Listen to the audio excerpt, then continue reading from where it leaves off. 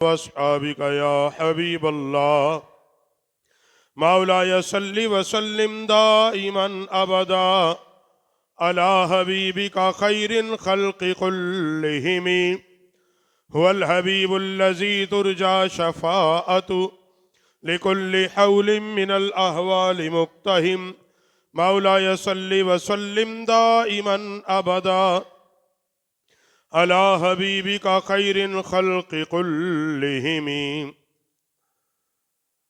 کریمہ ببخشائے برحالما یست مسیر کمند ہوا ندارے میں غیرس تو فریاد رس تو یاسی آرا خطا بخشو بس نگہدار مارا زراہ خطا در گزارو ثوابم نما.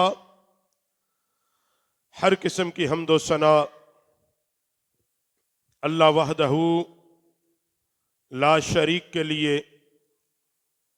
جو ساری کائنات کا حقیقی خالق، مالک، رازق، ساری کائنات کو پالنے والا، ساری کائنات کی موت اور زندگی کا مالک، ساری کائنات کو وجود بخشنے والے اس اللہ وحدہ لا شریک کے لیے درود و سلام آمینہ کے لال، پیکر حسن و جمال، نبیوں کے امام، تیرے اور میرے لجپال جناب محمد الرسول اللہ صلی اللہ علیہ وسلم، آپ کی پاک اور مقدس اور عظیم بارگاہ اقدس میں ہدیہ درود و سلام. احباب ذی وقار، یہ مہینہ شبان المعظم کا مہینہ، اور اس مہینے میں کی 15ویں شب کو شب برات کہا گیا، اور قرآن مجید نے اس مہینے کو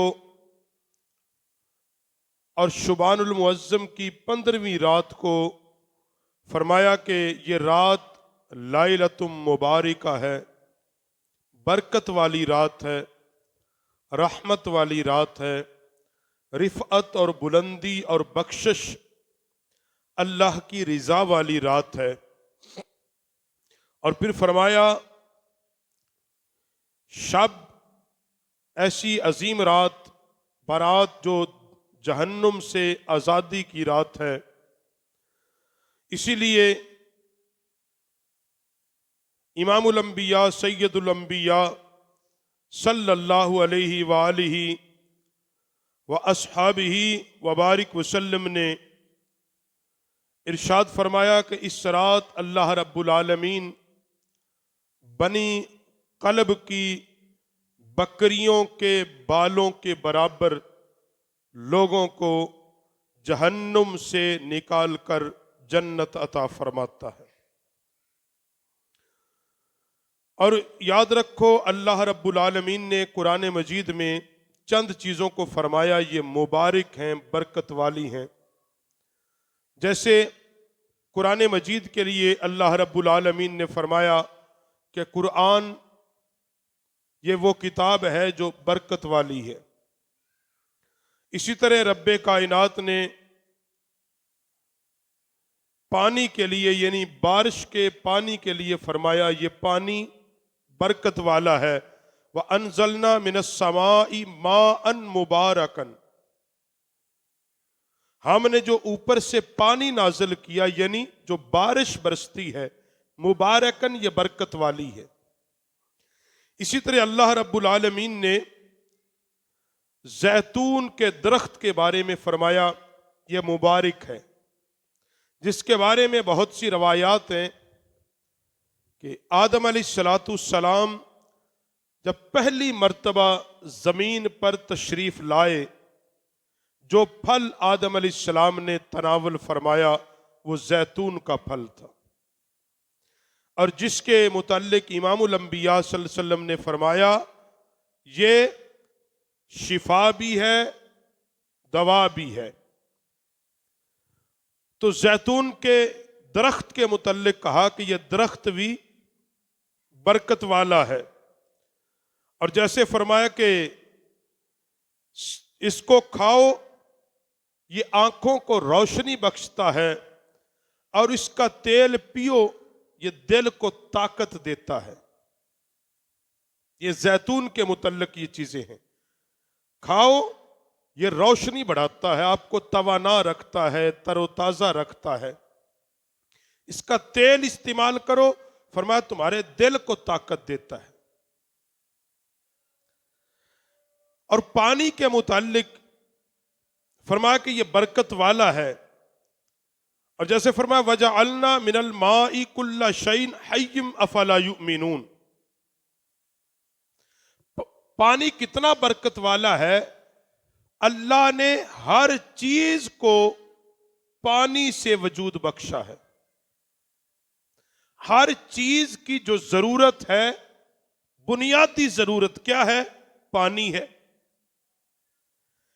انسان کو چند دن پانی نہ ملے زندہ نہیں رہ سکتا، درخت کو چند دن پانی نہ ملے وہ سرسبز نہیں رہ سکتا، زمین کو چند دن پانی نہ ملے وہ اس قدر خشک ہو جاتی ہے اس پہ انسان پاؤں نہیں رکھ سکتا، پتھر پر پانی نہ برسے وہ ٹھنڈا نہیں ہوتا۔ تو پانی ایک بنیادی ضرورت ہے، مگر امام الانبیاء علیہ السلام نے فرمایا اللہ نے پانی کو 10 خصلتیں عطا کی ہیں۔ پانی کے اندر 10 خصوصیات ہیں۔ نمبر 1 فرمایا یہ پتلا ہے، رقت ہے، یہ بہنے والا ہے، ایک جگہ ٹھہرتا نہیں، پتلا پن ہے اس کے اندر۔ نمبر 2 فرمایا اس کے اندر نرمی ہے، نرم ہے، اس کو جدھر چاہو پھیر لو، جدھر چاہو اس کو موڑ لو۔ پانی کے اندر یہ نرمی ہے، اس کو جیسے چاہو جدھر چاہو جس مقصد کے لیے چاہو استعمال کیا جا سکتا ہے۔ یہ پانی کے اندر دوسری خصوصیت ہے۔ اور پھر فرمایا اس کے اندر تیسری کہ اللہ نے پانی کے اندر طاقت بھی رکھی ہے ہر حوالے سے۔ ایک بھوکا اور پیاسا آدمی اگر پانی کو پیے تو اس کی طاقت ہے، یہ وجود کو طاقت دیتی ہے۔ یہ ایک موٹی موٹی باتیں۔ اور اگر اس کی تباہی کی طاقت دیکھنی ہو تو سیلاب کی صورت میں دیکھ لیا کریں، ہوتا تو وہ بھی پانی ہے کہ جب یہ سیلاب کی صورت اختیار کرتا ہے، یہ سمندر کی لہریں ہیں تو وہ بھی پانی، اور اس کی طاقت پھر اتنی زیادہ ہوتی ہے کہ دنیا کے بڑی سے بڑی ٹیکنالوجی پانی کی طاقت کو روکنے میں آج تک ناکام ہے، آج تک وہ بے بس ہے۔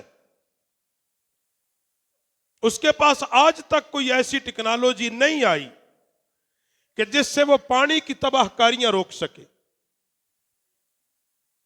اور انسان کے لیے طاقت کا یہ عالم ہے، اگر سوکھے درخت کو چند قطرے مل جائیں تو پانی کی یہ طاقت ہے، وہ سرسبز ہو جاتا ہے۔ یہ اس کے اندر تیسری خصوصیت ہے کہ اس کے اللہ نے اس میں طاقت بھی رکھی ہے۔ اور پھر فرمایا چوتھی پاکیزگی۔ بنیادی طور پہ پانی پاک ہے، یہ بات یاد رکھیں۔ یہ تو ہم اس کو پلیت کرتے ہیں، گندا کرتے ہیں نا۔ فطرتی طور پہ پانی پاک ہے، فطرتی طور پہ اس کے اندر پاکیزگی ہے۔ اور کس درجے کی پاکیزگی ہے کہ یہ ناپاک بندوں کو بھی پاک کر دیتا ہے۔ جی کوئی ناپاک ہو جائے بندہ تو طہارت اور پاکیزگی کس چیز سے لیتا ہے؟ پانی سے۔ تو پانی کے اندر چوتھی خصوصیت پاکیزگی ہے، خود پاک ہے، دوسروں کو پاک کرنے کی طاقت و اہلیت رکھتا ہے۔ اور پانی کے اندر پانچویں خصوصیت صفائی ہے۔ اس کے اپنے اندر بھی صفائی ہے، اس کے اپنے اندر بھی صفائی ہے۔ اور جس گندگی پر پڑ جائے اس کو بھی صاف کر دیتا ہے. پانی کی یہ خصوصیت ہے. اب بیسک پانی دیکھیں وہ صاف ہوتا ہے کسی بھی چیز کا. ایک زمانہ تھا، اب نہیں ہے، چونکہ ایک زمانہ تھا کہ لوگ دریاؤں پہ یا نالوں پہ جا کے پانی میں اپنا چہرہ دیکھا کرتے تھے. ایک زمانہ تھا پانی میں دیکھ لیتے تھے، یعنی اس قدر یہ صاف ہوتا ہے. یہ تمہارے اپنے چہرے اور تاثرات کو دکھا دیتا ہے، اور اگر یہ کسی غلاظت پر پڑے اس کو صاف کرتا ہے. اور پانی کے اندر ہی چھٹی خصوصیت کہ اس کے اندر حرکت ہے. یہ جامد نہیں ہے، حرکت ہے، ہلتا ہے. ہلنا اور حرکت اس کے اندر فطرت ہے. کیونکہ مشہور مقولہ ہے جس کے اندر حرکت ہے وہ زندہ ہے، جو جم جائے وہ مردہ ہے. بڑی سادی بات ہے. ہم کہتے ہیں کہ انسان کو اتنی حرکت نہیں کرنی چاہیے، بھی حرکت تو مردے نہیں کرتے. انسان کی زندگی کا تو وجود ہی اس بات پہ منحصر ہے کہ وہ حرکت کرے گا تو زندہ تصور ہوگا. بچہ پیدا ہوتا ہے وہ ہاتھ پاؤں ہلاتا ہے، ہم کہتے ہیں زندہ ہے. اگر وہ ہاتھ پاؤں ہی نہ ہلائے ہم کیا کہتے ہیں؟ 100 سال کا 80 سال کا بزرگ چارپائی پہ لیٹا ہے، جب تک وہ ہاتھ پاؤں منہ آنکھیں ہلاتا ہے ہم تصور کرتے یہ حرکت کر رہا ہے، یہ زندہ ہے. اس کا دل حرکت کر رہا ہے، اس کی آنکھیں حرکت کر رہی ہیں، یہ زندہ ہے. جب حرکت بند ہوتی ہے تو موت ہے. پانی کے اندر یہ فطرت ہے، اس کے اندر حرکت باقی ہے. اس کو جب ہلاؤ گے وہ دوسری طرف محسوس کرتا ہے کہ میرے اندر کسی نے ہاتھ ڈالا ہے. اب ایک جگہ پتھر گرائیں ایک تالاب کے اندر، پورے تالاب کا پانی ہلے گا. حرکت اس کے اندر برکیف ہے. اور مختلف صورتحال میں اس کی حرکت ہے. اس کی حرکت تالاب کے اندر کچھ اور طرح کی حرکت ہے، دریا میں کچھ اور طرح کی ہے، سمندر میں کسی اور طرح کی ہے، ٹینکی میں اور طرح کی ہے، لوٹے میں اور گلاس میں کسی اور طرح کی ہے. حرکت ہے، ہر سطح پہ ہے. یہ پانی کی حرکت ہے نا، کہ جب سونامی سمندر کا آتا ہے تو کیا ہے؟ وہ پانی کی ایک حرکت ہے. اور پھر فرمایا کہ اس کے اندر 7ویں جو چیز ہے تری بھی ہے. پانی کے اندر پانی خشک تو نہیں ہے، تری ہے نا. کسی کو خشکی ہو جائے ڈاکٹر کیا کہتے ہیں اس کو؟ ڈاکٹر کہتے ہیں کثرت سے پانی استعمال کراؤ بھائی، اس کو پانی کی کمی ہو گئی ہے. اور پانی کے اندر اللہ نے قدرتی طور پہ ایسے مادے رکھ دیے ہیں کہ جو تمہارے وجود کی تری کو پورا رکھتے ہیں، تمہارے وجود کی چکناہٹ کو پورا رکھتے ہیں. اگر تمہارے وجود کے اندر جو سسٹم ہے یہ بالکل خشک ہو جائے تو یہ جامد ہو جائے گا، موت واقع ہو جائے گی. ایک آدمی کوئی بھی چیز گھی نہیں کھاتا اور چکناہٹ نہیں کھاتا، صرف پانی پیتا ہے، اس کے باوجود اس کی جلد پہ خشکی کے آثار نہیں ہیں. جو آدمی باقاعدگی سے غسل کرتا ہے کبھی دیکھیں کہ اس کی جلد پر ایک چکناہٹ ہوگی. جو لوگ وضو کرتے ہیں 5 وقت، کبھی تجربہ کرنا، جو وضو کرنے والے لوگ ہیں ان کے بالوں پر ایک تری ہوگی. اور جو وضو نہیں کرتے ان کے بازو اٹھا کے دیکھنا وہ کس طرح کے ہوں گے. یعنی پانی کے اندر ایک تری موجود ہے، چکناہٹ موجود ہے. اور پھر فرمایا کہ اس کے اندر خنقی بھی ہے، خنقی. اور فرمایا اس کے اندر تواضع بھی ہے. پانی کے اندر عاجزی ہے، انکساری ہے. پانی کے اندر عاجزی اور انکساری ہے. اور فرمایا 10ویں چیز جو سب سے بڑی، نبی علیہ السلام نے فرمایا کہ پانی کے اندر زندگی اللہ نے رکھی ہے. پانی کے اندر زندگی بھی ہے. لیکن جدید سائنس کہتی پانی بے جان میں تصور ہے، مگر پانی کی زندگی کا حال یہ ہے کہ پانی کے ایک قطرے سے اللہ نے اشرف المخلوقات انسان کو تخلیق کر دیا ہے. اتنی بڑی آثار زندگی ہے. آگے جو بات فرمائی 10 خوبیاں اللہ نے جو پانی کو دی ہیں، جو دانش مند، مومن، ایمان والا، صالح، اللہ کا جو نیک بندہ وہ ہوتا ہے جس کے اندر یہ 10 خوبیاں موجود ہوتی ہیں. یہ 10 خوبیاں اللہ نے مومن مسلمان کے اندر بھی رکھی ہیں. اس کے اندر بھی یہ 10 خوبیاں رکھی ہیں. اس کے اندر بھی جھک جانا ہے، عاجزی اختیار کرنا ہے، تکبر نہیں ہے، کسی کے کام آنا ہے، زندگی بچانا ہے. یہ مومن کی فطرت کے اندر چیزیں اللہ نے رکھی ہیں کہ دوسروں کے لیے نفع بخش بن جائے. نبی علیہ السلام نے فرمایا تم میں سے بہترین مومن وہ ہے، بہترین انسان وہ ہے جو دوسروں کے لیے نفع بخش ہو، دوسروں کو فائدہ پہنچائے. مومن کی طبیعت کے اندر اللہ نے یہ رکھا ہے کہ وہ اپنے ظاہر کو بھی صاف رکھتا ہے، اپنے باطن کو بھی صاف رکھتا ہے. مومن کے اندر یہ طاقت ہوتی ہے، وہ خود بھی پاک ہوتا ہے اور جو اس کی صحبت میں بیٹھتے ہیں وہ اپنے پاس بیٹھنے والوں کو بھی پاک اور صاف کر دیتا ہے. یہ مومن کے اندر یہ طاقت ہوتی ہے. اس کی نظر کے اندر یہ قوت ہوتی ہے.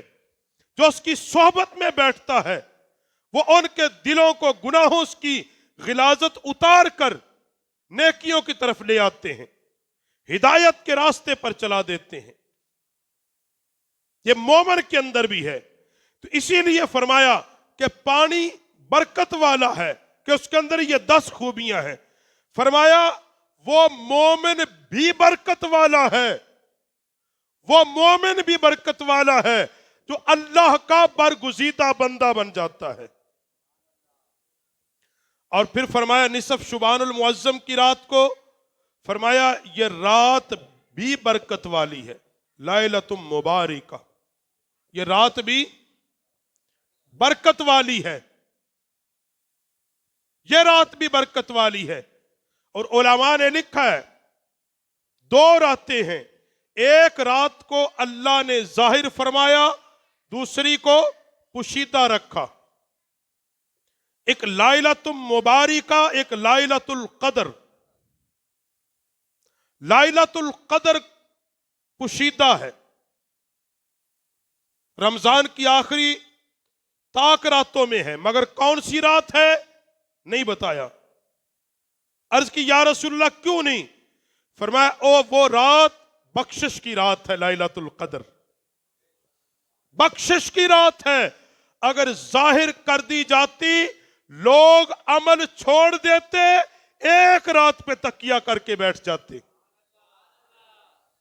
اسلام ایک رات پہ تمہیں عبادت کا حکم نہیں دیتا، اسلام تمہیں حکم دیتا ہے کہ جب تم بالغ ہو جاؤ، بلوغت سے لے کر زندگی کی آخری سانس تک تم پہ لازم ہے کہ تم اللہ اور اس کے رسول کی حکم کے تابع داری کرو. کہ اس لیے اللہ نے لائلۃ القدر کو پوشیدہ رکھا، لائلۃ مبارکہ.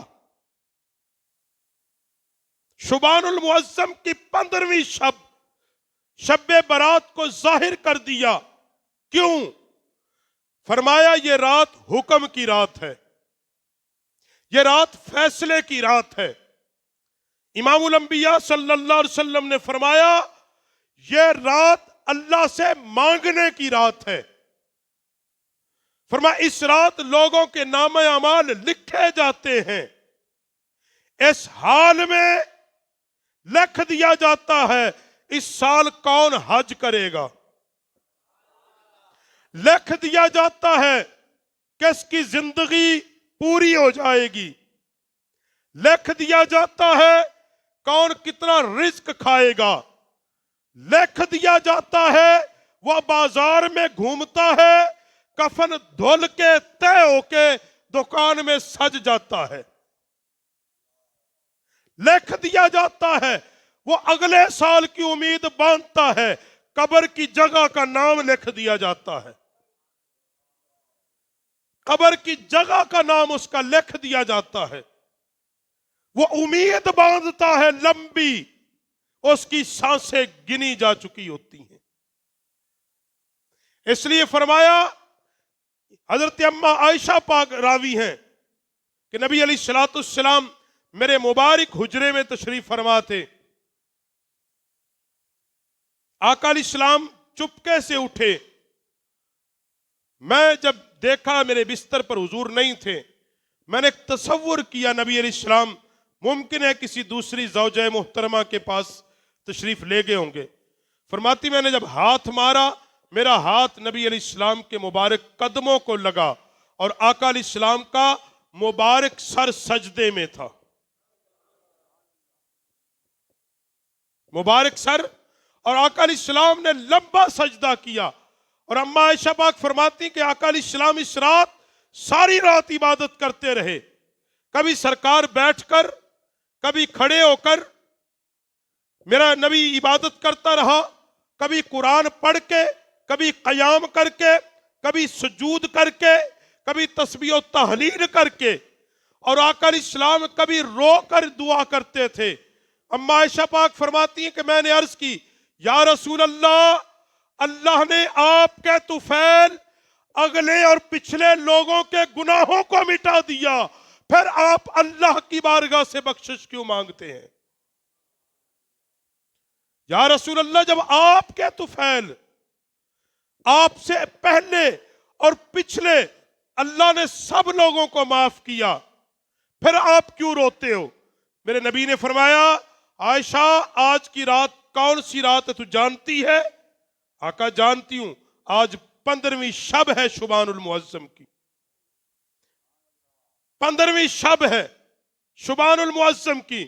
میرے نبی نے فرمایا، آج کی رات فیصلے لکھے جا رہے ہیں، میں اس لیے اپنے رب کی عبادت کرتا ہوں کہ میرا شمار اللہ اپنے شکر گزار بندوں میں لکھ لے۔ کس نے کہا ہے؟ جن کے طفیل ساری امت کو اللہ بخشے گا، وہ پیغمبر یہ بات کر رہے ہیں کہ اللہ مجھے اپنے شکر گزار بندوں میں لکھے، تعلیم دی، میں ساری کائنات کا امام ہو کے اگر اللہ کی عبادت سے غافل نہیں، تم تقوی تقیہ اور بھروسے پہ نہ رہنا، تم پہ بھی لازم ہے کہ اپنی زندگی میں رب سے رو کے مانگتے رہنا، بارگاہ خدا میں جھکتے رہنا، اس کی تسبیح و تحلیل نہ چھوڑنا۔ ہم بس اس بات پہ کھڑے ہیں اسی بخشے ہی جانا ہے، یہ تو پتا چلے گا اس دن بھائی بخشے جانا، کیسے بخشے جاؤ گے؟ جی ایک ہی رٹ لگا کے سارے لوگ بیٹھے ہیں، نہیں جی سانو کچھ نہیں ہونا۔ میں اکثر یہ بات کرتا ہوں، جس دن میرا اور آپ کا ایمان اللہ کے ایک ہونے اور قیامت کے آنے پر پختہ ہو گیا، خدا کی قسم مجھ میں سے آپ میں سے کوئی بھی گناہ نہیں کرے گا۔ یہ بات میں نے اتنی بڑی کہی ہے، سوچو گے تو جس دن ہمارا اس بات پہ یقین پختہ ہو گیا کہ ہمارا خالق کون ہے؟ اللہ ہے، ہمیں رزق دینے والا اور سانس دینے والا، اور دوسرا یقین کہ ایک دن آئے گا مالک یوم الدین، قیامت کا دن ہوگا، وہ حاکم ہوگا، ہم سامنے کھڑے ہوں گے، وہ حساب مانگے گا، ہمیں دینا پڑے گا۔ جس دن یہ یقین ہو گیا کہ حساب کے بغیر نہیں چھوٹیں گے، پھر ہم کبھی بھی خیانت نہیں کریں گے، ہم جھوٹ نہیں بولیں گے، بے ایمانہ نہیں کریں گے، اللہ کی حدوں کو نہیں توڑیں گے۔ ہم اس لیے گناہ کرتے ہیں کہ ہمیں ابھی تک یقین نہیں ہوا کہ ہم سے اللہ نے حساب مانگنا ہے۔ یہ چاہے کسی کو، حقیقت یہی ہے، زبان سے کہہ لینے سے بات نہیں بنتی۔ میرے خواجہ عثمان ہرونی علیہ رحمہ فرماتے، میں غزنوی کے اندر ایک بزرگ کے پاس گیا، 1 سال وہ تارک الدنیا ہو کے بیٹھے تھے۔ میں نے پوچھا تو روتا کیوں ہے؟ کہا وضو کرتے ہوئے نا، وضو کرتے ہوئے، بزرگ نے کہا وضو کرتے ہوئے ایک دن ایک سنت رہ گئی تھی، حضور کی ایک سنت رہ گئی۔ حضور نے فرمایا 3 بار اعضاء کو دھونا ہے، میں نے 2 بار دھوئے تھے۔ میں اس لیے روتا ہوں کہ میں یہ بھی کہتا ہوں کہ میں آقا تجھ سے محبت کرتا ہوں، اور پھر اس کی سنت کو بھی چھوڑ گیا۔ پھر اس کی کہ میں پریشانی ہے کہ قیامت کے دن کیا منہ دکھاؤں گا اپنے نبی کو، جس کی محبت کا میں دعویٰ کرتا ہوں، میں کیا منہ لے کے جاؤں گا کہ دنیا میں تو یہ کہتا تھا آقا میں تجھ سے محبت کرتا ہوں، اور جس سے محبت کی جائے اس کی اداؤں کو چھوڑا نہیں جاتا۔ دعویٰ ہم کرتے ہیں کہ ہم اللہ کے لیے گردنیں کٹا دیں گے، مگر اللہ کے حکم کو پورا نہیں کرتے۔ دعویٰ کرتے ہیں ہم اللہ کی توحید کو مانتے ہیں، اللہ کو حاکم مطلق مانتے ہیں، مگر ہم اس کے حکم کو پورا نہیں کرتے۔ دنیا میں کسی بادشاہ کا قانون توڑو سزا ملتی ہے؟ ملتی ہے؟ تو ہم جب رب کا قانون توڑیں گے، کہ قیامت کے دن اس نے نہیں کہا میں سزا اور جزا دوں گا، یا تو ہونا اس نے کہا نہیں، اس نے کہا جاؤ سارے بخشے گئے، نہیں، قرآن میں کہا میں نے حساب لینا ہے، سزا جزا ہوگی۔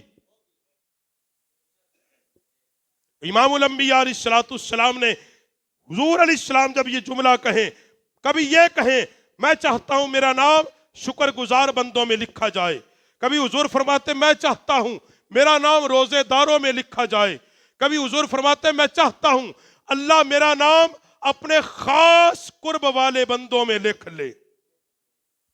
حالانکہ حضور سے بڑا تو اللہ کی بارگاہ میں مقرب ہی کوئی نہیں۔ یہ تو حتمی فیصلہ ہے، یہ تو حتمی فیصلہ ہے۔ اور امام الانبیاء علیہ السلام نے اس رات کے بارے میں فرمایا، میرے آقا علیہ السلام نے حضرت ابو ہریرہ پاک مروی شبان المعظم کی 15ویں شب کے لیے فرمایا، حضور امام الانبیاء علیہ السلام نے فرمایا کہ آقا علیہ السلام فرماتے میرے پاس نصف شبان المعظم کی رات جبریل امین تشریف لائے، اللہ کا مقرب فرشتہ تشریف لایا، اور جبریل امین نے عرض کی یا رسول اللہ اپنا سر آسمان کی طرف کیجئے۔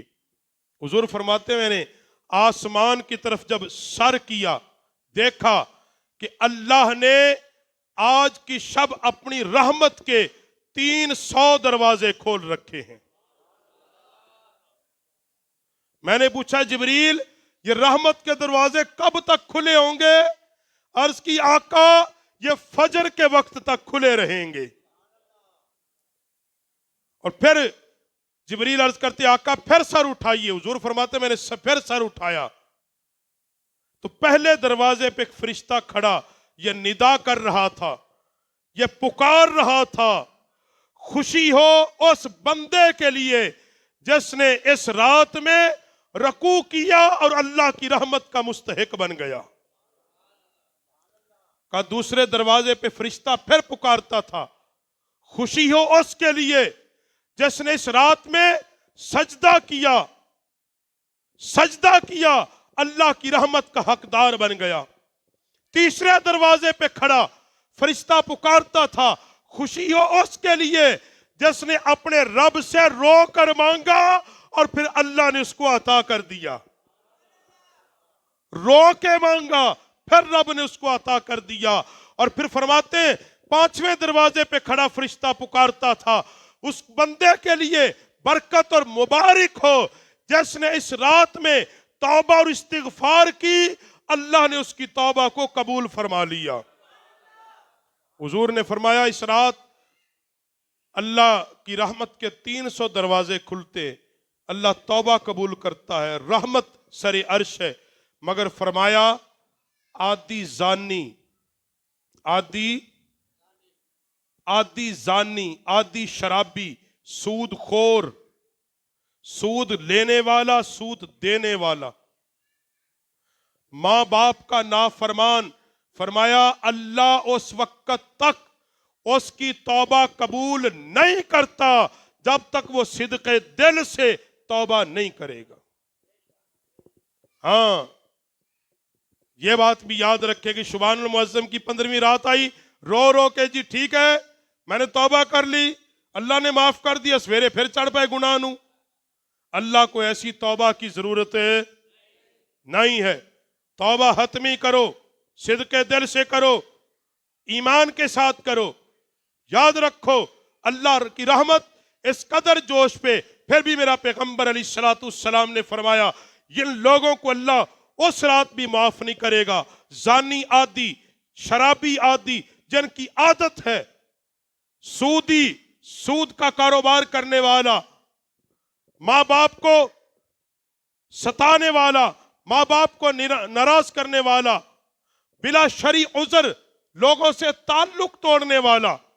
شرعی عذر کوئی نہیں، اپنی انا کے لیے اپنے بھائی سے تعلق توڑا ہے، اپنی ذات کے لیے اپنے بہن بھائیوں کو چھوڑ دیا ہے، شرعی عذر کوئی نہیں۔ فرمایا جو ایسا کرتا ہے اللہ اس رات بھی اس کی معافی قبول ہے۔ اس لیے احباب ذی وقار میرے ملت کے نوجوانوں، میں نے شروع میں یہ بات کہی، اسلام ہمیں صرف یہ نہیں کہتا کہ ایک رات عبادت ساری رات کرو پھر زندگی بھر قریب نہ ہو، نہ، اسلام کہتا جب دنیا میں آ گئے اور زندگی کی آخری سانس تک تم پہ لازم ہے تم اللہ کی عبادت کرو اور مصطفیٰ کے طریقے پر عمل کرو۔ اس لیے احباب ذی وقار یہ ماہ مبارک ہے، اس شب کی 15ویں شبان المعظم انتہائی برکتوں، رحمتوں اور عظمتوں والی شب ہے۔